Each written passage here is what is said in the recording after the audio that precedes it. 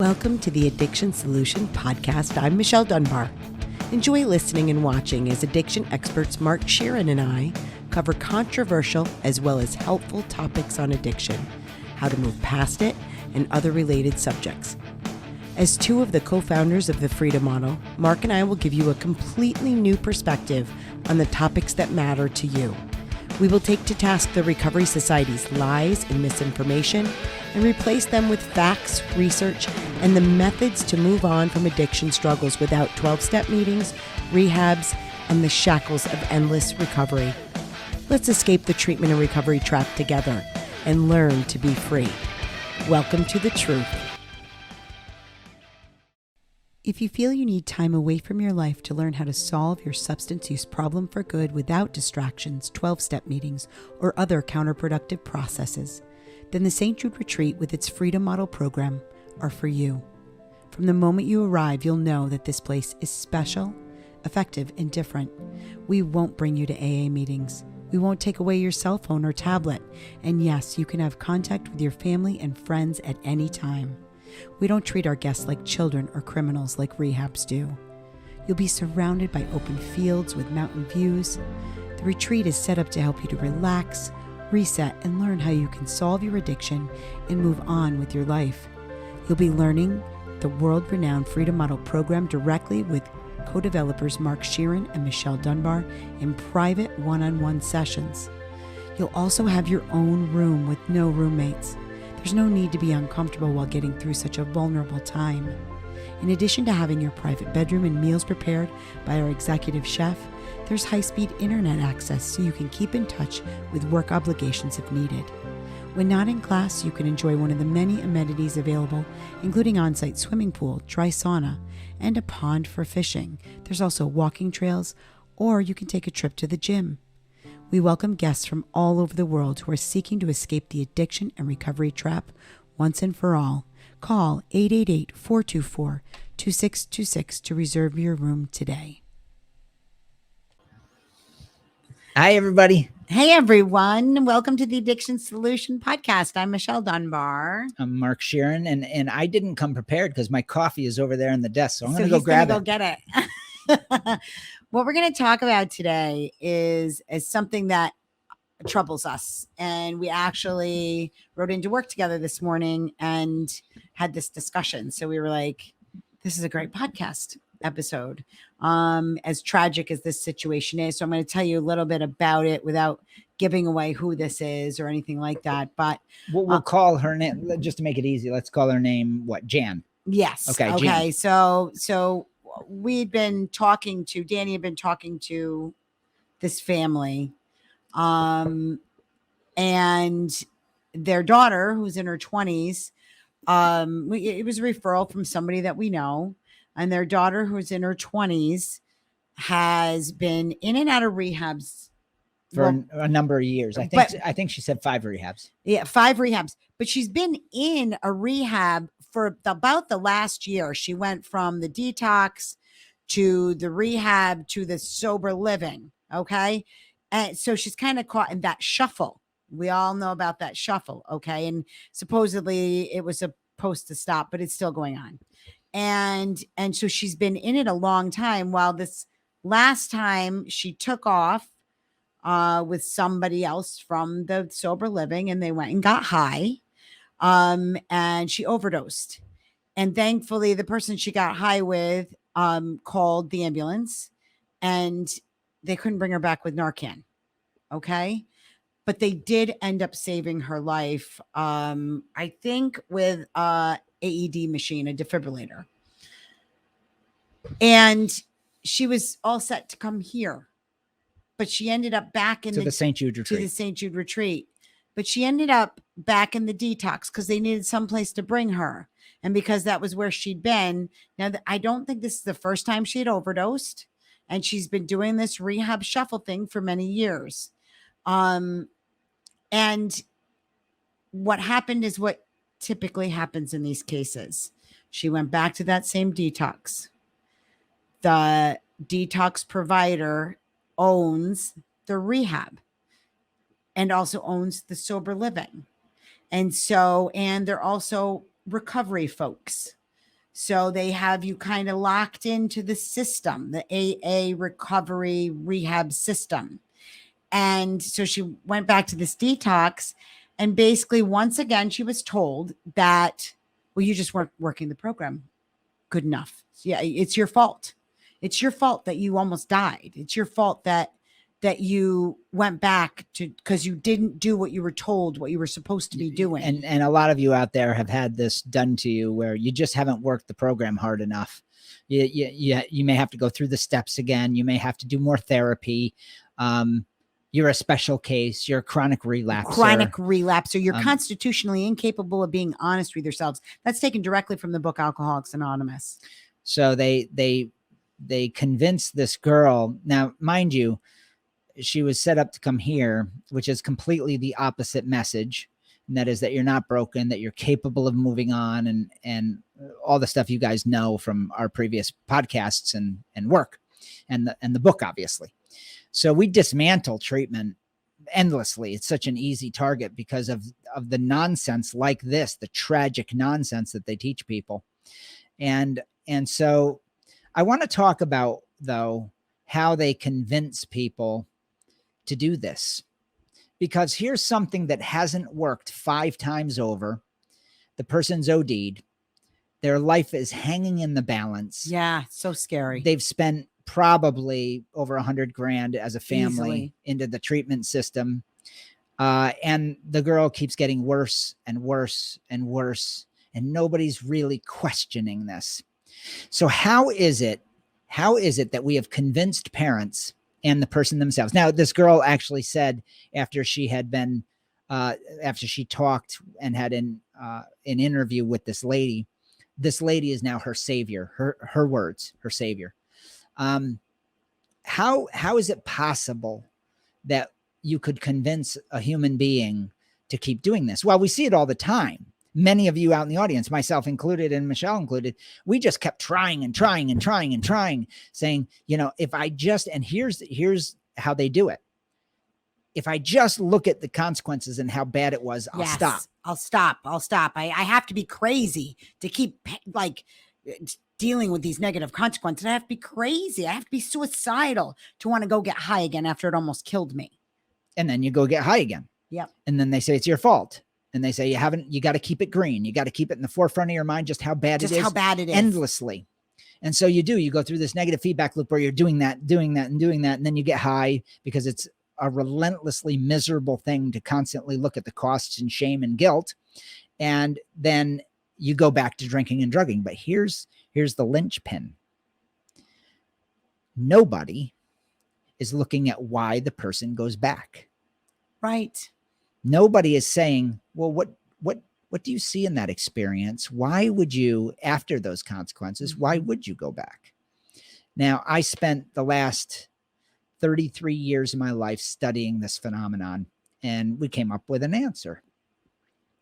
The reason that people fail in treatment is because treatment literally creates recovery distractions from doing what is necessary internally to stop a heavy substance use issue. What they do is they create a battle, and they create a focus on negative consequences, fear, and guilt. Yep. As a motivator. It's supposed to motivate you to stop. And so they harp on this and they hammer it. They relentlessly, like a jackhammer, pound that into your brain that you are totally fucked if you don't believe in your misery as a way to motivate you away from the drugs. The problem is fear and consequences are incredibly brief motivators in the human condition. And that is because we are completely motivated by the pursuit of happiness. Right. It's totally, what they do is totally against human nature. So anytime a solution to any problem is counter to how humans think and are driven, it's doomed to failure. That's why if you sell a product, as an example, based on a negative, it won't sell as good as if you sell it based on a positive, right? Now you can compare to your competitor, like the car industry does it all the time. Yeah. You could compare to the competitor to give it a relative value, but then they immediately, they don't go to Ford sucks, buy Chevy. Right. They don't do that. They say Ford sucks, buy a Chevy. Here's why. A Chevy is better in all these categories. I don't care about Chevy or Ford. I'm just using this as an example. Right. Look at any advertising, and invariably it will harp on human nature, which is to find some relief, solution, some happiness, some positive experience. Yes. Now they might look at a negative first, but it's brief, because if you harp on the negatives, it's going to turn a person off, and they're just going to shut the channel off. So that's what people do in rehab. They literally shut the channel off, and they're sitting there listening to the counselors berate them, tell them how much they should be. They're literally writing lists of consequences and all this shit. Meanwhile, in the back of their mind, they're literally pining away to go get fucking hammered, because that's the perceived benefit of getting high. They're going to look out in the landscape and go, this rehab recovery sucks. This is horrible. They spend their whole time feeling deprived, feeling that they're missing out, because those benefits are intact, because that's all they can think about is the benefits of being drunk or high. This is why rehab doesn't work, because the methodology is the opposite of a solution. Now, but it's not in the opposite of a solution for the rehab to make money. Right. Okay. It's actually a very good model for the rehab to make money. Right. Who wins? Who wins in a rehab scenario? Who wins? The rehab, the house. Because the odds are that the parent, out of fear and being hammered with consequences and costs being drilled into the parent's head, your son and daughter is going to die. They're going to die. They're going to die, is going to shell out the cash. And it's cooked in that relapse is part of this. They fail so often that they've actually made relapse the norm. They've normalized pain. And then they go to the extreme. So the bar is set so unbelievably low. Starts at, you're going to die. Oh, the best you're going to do is be in a miserable recovery filled with relapse, and you need treatment for the rest of your life. Shushing. You see? And then the credit card gets swiped, and families are then immersed in this painful, fearful, guilt-ridden sort of recovery treatment system. Yeah. And look at this is not just so we're clear here. We only have 4 rooms to fill here at the retreat. This is not that we lost a customer. It isn't. Right. It's that my concern is that this young woman may be running out of chances, and not she may look at. There are people that go to rehab, leave that experience, and change. Oh yeah.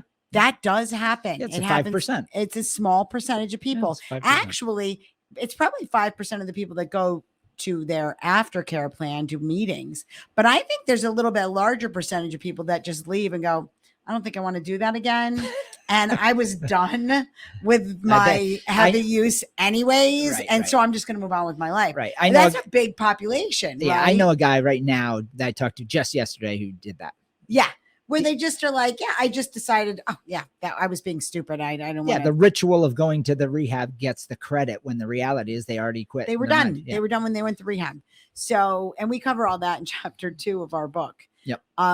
There's research behind that. Yes, our book is called The Freedom Model for Addictions, for those who may be listening to this podcast for the first time. Yes. And so that's my concern for this young woman, because she started in the treatment system very young. And I think it's a little bit of an irony, okay, that the treatment system talks about teenagers and young people as being so, if you use drugs the first time when you're a teenager, you're going to get hooked right away because you're so impressionable and vulnerable.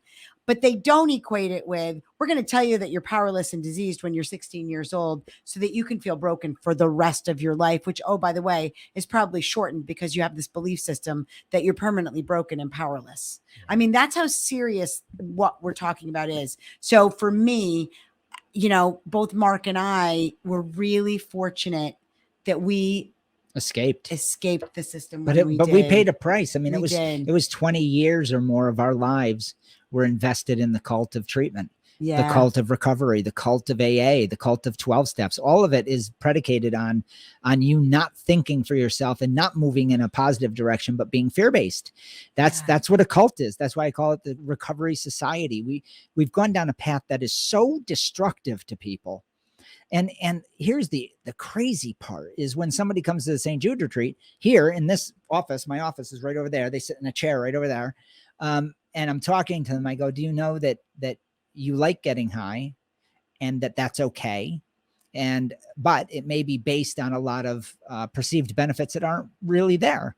And you've been taught a bill of goods that's just not true. So we have to figure out what isn't true about your positive drive to get drugs, your positive drive to get high, your positive drive to live this lifestyle. Has bad consequences, man, tragically, but your positive drive. And let's examine that. And they're like, oh my God, we're going to talk about that. Yes. You know, they're shocked because in rehab, you won't talk about that. You shouldn't think that. No, you can't talk about what was good about it. Right. Because nothing was good. You got to rewrite your history. Nothing was good. It was all bad. And it's like, nobody gets addicted to something that's all bad. Yeah. that there's no benefits in doing, right? Exactly right. So it's just absurd to think that way. But to Mark's point, the 20 somethings that come in here into the retreat, into the St. Jude retreat, and the ones that I've worked with a couple on private instruction, they are so open. And so even if they've been to rehab like 5 or 6 times, they're open and they're more honest. Don't you think that? Yeah, totally. I give me a 25-year-old heroin using kid who's been on the street for a year. Yeah. Right. And everybody in the treatment industry is like, oh my God, they're the worst. Those kids. They're the worst. No. It's so tragic. And I'm like, give that kid. Oh my God, they're so great. because once they're me. That was me. Me too. I was 19. Maybe that's why I'm like, but they're hungry for truth. And truth isn't that far from the mouths of babes. Yes. So they still know the truth. They still believe it. They're still rallying their forces going at rehab. Are you fucking serious? Yeah. Like this doesn't make any sense. None of this makes any sense. Yes. Yeah. And they're like you and me, where we were like, I don't think I have a disease. I don't get it. Like, I don't get it. Yeah. I would raise my hand. I don't get it. Yeah. They're like, "Are you being a bitch?" I'm like, "No, I'm literally don't get it. I don't understand what you're saying." Yeah, I'm not powerless. I can take it or leave it. And so, I mean, I can remember saying, "So, what is going to make me drink if I genuinely don't want to drink?" Well, you don't know. No, I'm asking the question. Right. Like, what is something going to what is going to make me drink if in my own mind, I genuinely don't want to, like, I could not wrap my mind around that whole concept. Yeah. Of drinking against my own will. Even then, like, I was just like, I don't get it. Yeah. So, and they don't either. They're like, no, I'm doing this because I want to do it. And because I really love it. Yeah. And you can work with that because then you can challenge those preferences and come to some grip with reality that the drugs aren't all they make them out to be. Yeah. And then you change a preference based on those facts. It's actually quite simple when you get there, but you have to have a starting point that's based in reality. And that is that you like it. And that the only thing that's going to change that is some sort of positive motivation. So rehab does the opposite. It creates these horrendous lies and distractions from making that direct preference change, from analyzing why you like it so much. So they avoid the topic completely. Now, the question is fundamentally, why would a treatment center, or why did the industry go in this direction? And the answer is because of control. Yes. It's very, very easy to control fearful people. And vulnerable, fearful people are your best customers because you can bilk them for hundreds of thousands of dollars if they have it, sometimes millions of dollars. And so the treatment industry figured out a long time ago. Bill Wilson figured it out in the 30s, who is the creator of this nightmare that we're living now. They figured out very simple. If you fear people enough, if you make them fearful, if you fear monger them, suddenly they become pliable. Yep. And they become consistently compliant, right? They become compliant patients. They become quiet. They will sit fearfully and listen. And you don't have to do a whole hell of a lot of work. You don't have to analyze anything. You can just say, just think about how bad it was, Tommy. Right. Just think about how shitty it was. And Tommy's thinking, I already think that. I got trust me, I OD'd last week. I think I'm not stupid, right. But I must be crazy because no matter how much I think about that, I go back to it. And then the rehab will say, of course you do, because you're an addict. Well, but what else do they do? And then they start looking for, there must have been some trauma. Oh yeah. Yeah. There must be some underlying issues that keep you going back to it. And no, can we, if this is one of those situations where the most obvious answer is the answer. Yeah. Yes. And it's that there's something I still like about it. People don't use drugs and drink alcohol heavily for trauma until they're taught to do so. Right. There's no instinct to do that. You have to be taught that because there are cultures. We know this as sociologists.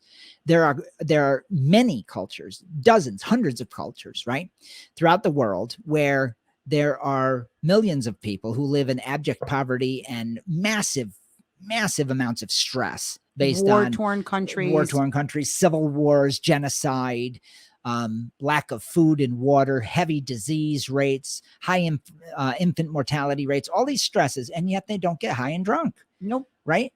And there's access to booze and drugs all over the place. So the question, a lot of these countries provide it around the world. Yeah. A lot of South America, for instance, makes the cocaine, and yet they don't use it. A large portion of the population doesn't use it, and yet it would be cheap for them to use it, right? So that's an example. But there are many, many, many ways that we could look at this. But I started to study that probably, I don't know, midway through this whole project is when I realized it doesn't make sense, right? Because there's all these hundreds of millions, if not billions of people that live in these difficult scenarios, and most of them don't get high and drunk. So how can that be?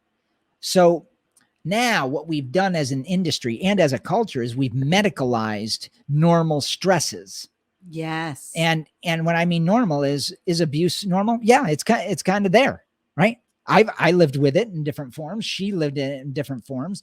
I would say that my past had a high trauma score, if you were to score it. Mine too. And really, until my family came along when I was a little kid and started saying, you're going to get high, you're going to get high, you're going to get high. And then I did, and then I framed it that way.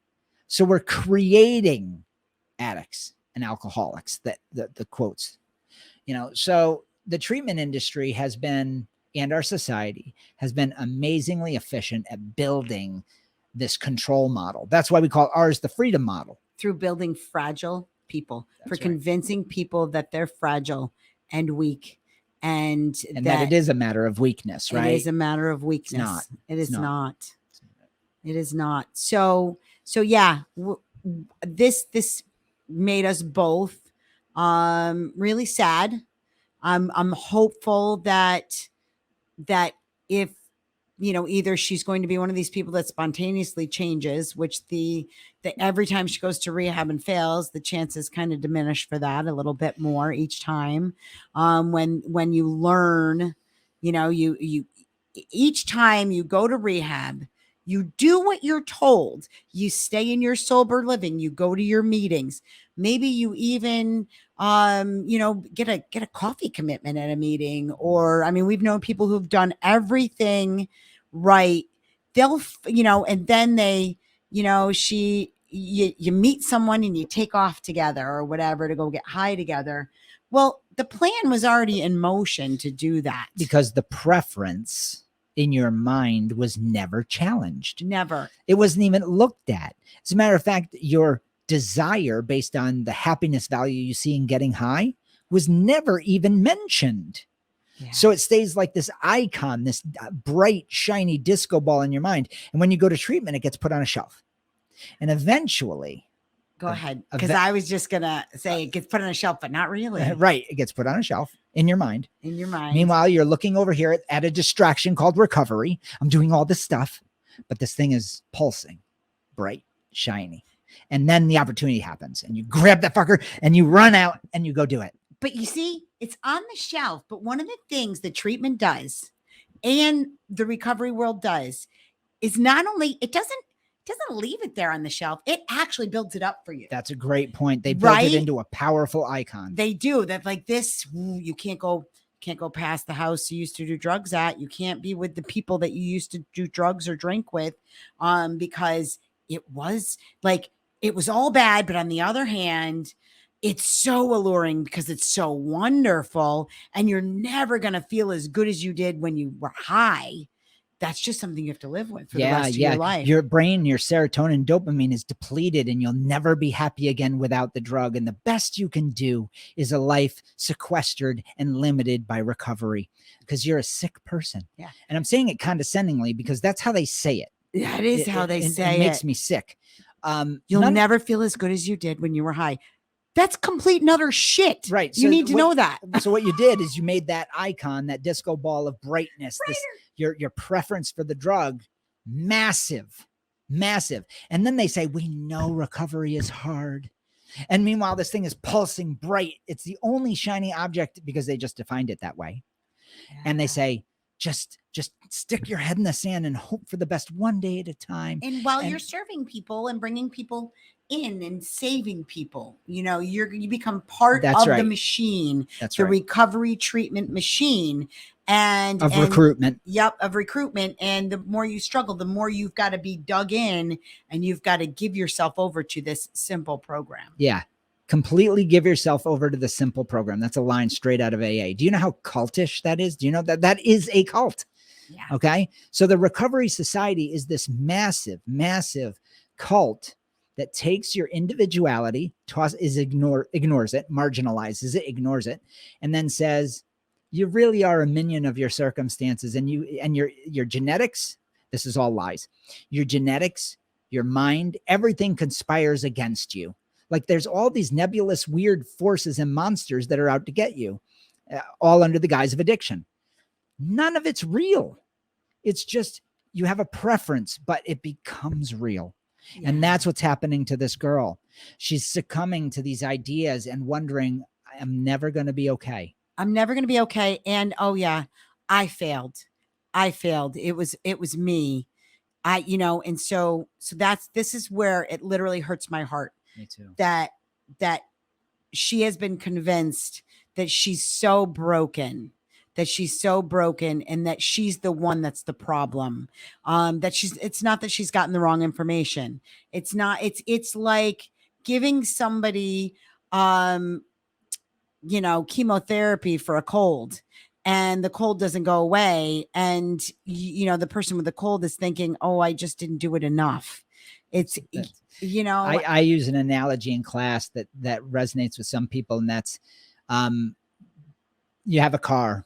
It's winter time. You're out in the Great Plains and the wind is howling and it's ice cold out. It's 30 below in a wicked blizzard and you run out of gas, but you're not a mechanic. You don't understand how cars work. So you're on the side of the road with the flashers going, but the battery's slowly dying and you're starting to freeze. Somebody rolls up and this would be the treatment manager, right? The owner of the rehab is this scenario. And they say, hey, I see you're cold. Pretty desperate, huh? Yeah. There's not a city for hundreds of miles. My cell phone doesn't work. I'm freezing to death. My car doesn't work. I don't know why. Oh, you need to check the air in your tires. Here's a tire gauge. And if you check all you have to do is check it. Hit that little valve, check the tire. If it's 30 pounds or better, here, I'll even do the first one. Oh, 32 pounds. Good. You're one fourth of the way there. Just check the other 3. You should be good to go. Hit the starter. You go. Take care. And they drive away. You check the tires, you hit the starter. Now the battery's dead. Nothing happens. You're freezing to death. And then you keep doing it. And each driver that comes up gives you need spark plugs. Oh, you're going to have to walk down to that store this time. I know it's cold, but you're going to have to walk. I can't give you a ride. I'm sorry. I can't give you a ride. You got to do this on your own. This is your journey. You need to do this. You need to do this for yourself. And so now you're freezing to death. Your shoes are turning to ice. You go to the store, you get the spark plugs, you find out how to do it. You put the spark plugs in, your hands are numb, their claws, you're getting, and so the point is this happens over and over and over. Eventually they have you convinced that you needed to rip the roof off, flatten the tires, pull out the spark plugs and hope for the best, because that's all the best, and huddle in a blanket in the corner of your car and hope that spring comes, and then you die. That is recovery. Yeah. That is recovery.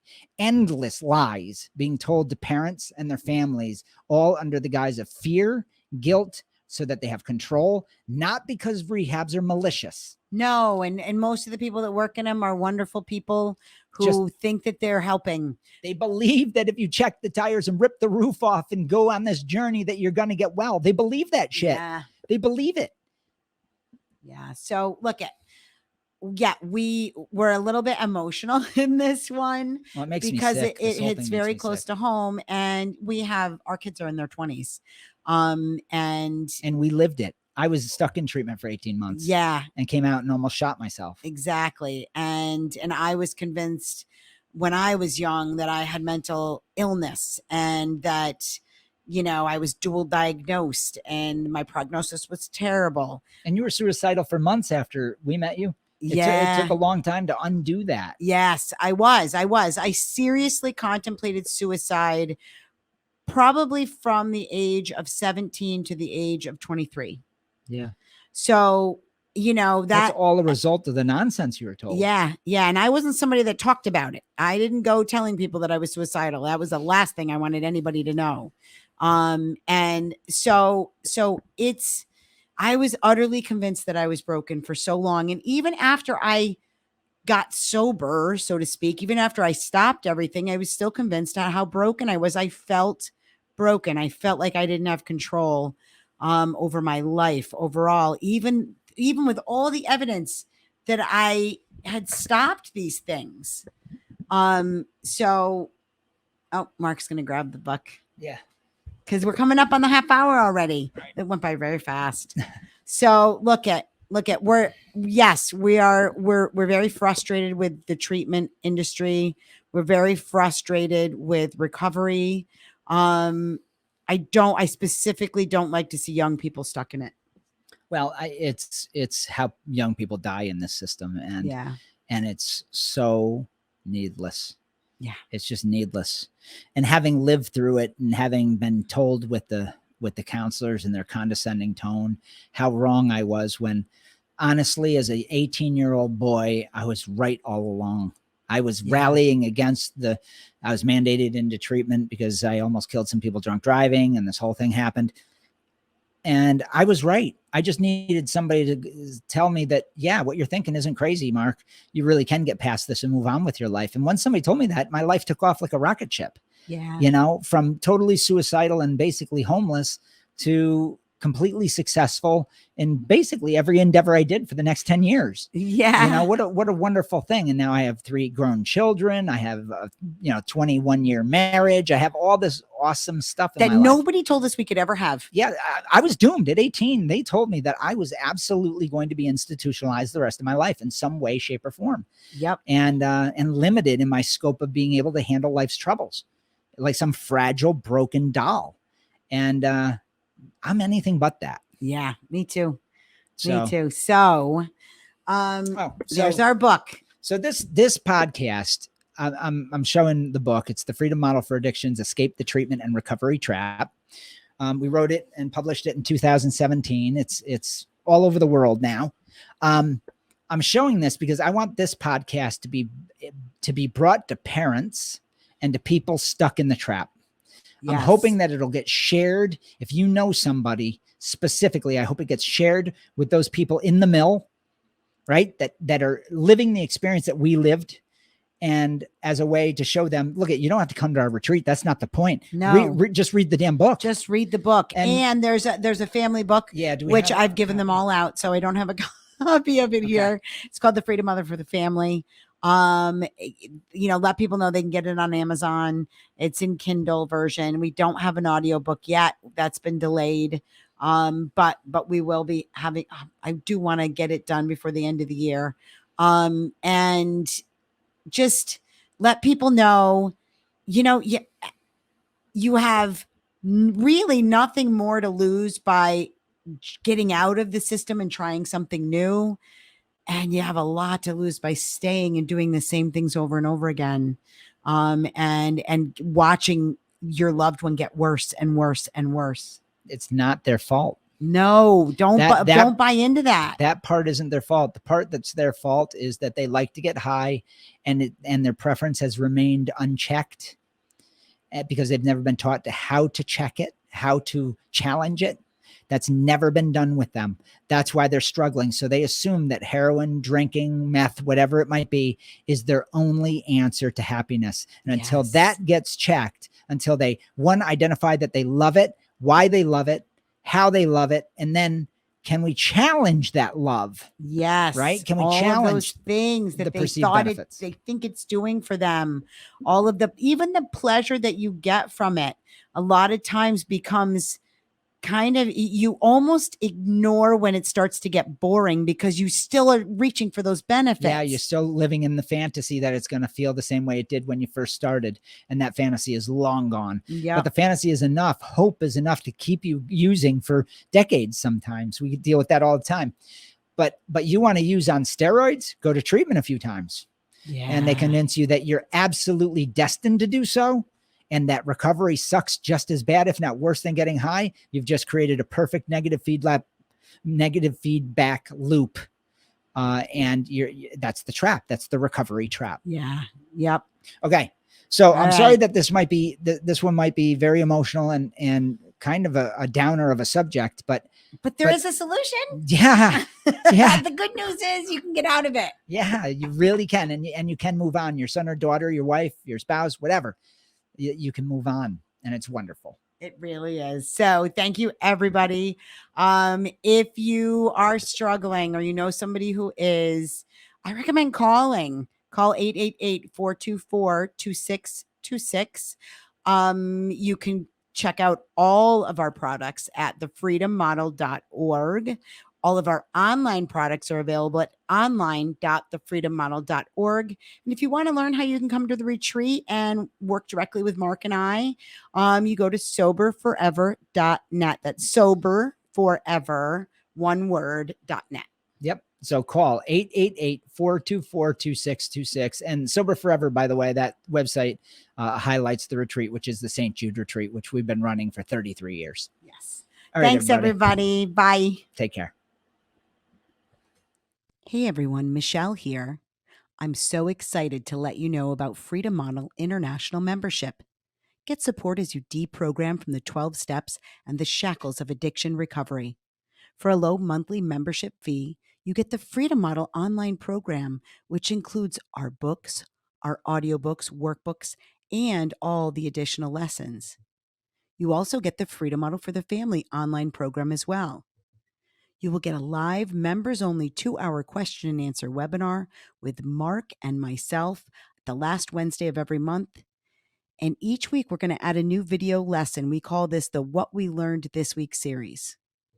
Lastly, we also have the Freedom Model International monthly newsletter, where we're going to tackle the current events and the latest research for you. All this for just $39.95 per month. You can stay a member for as long as you need, and you can suspend or cancel your subscription whenever you're ready. Go to online.thefreedommodel.org to sign up today.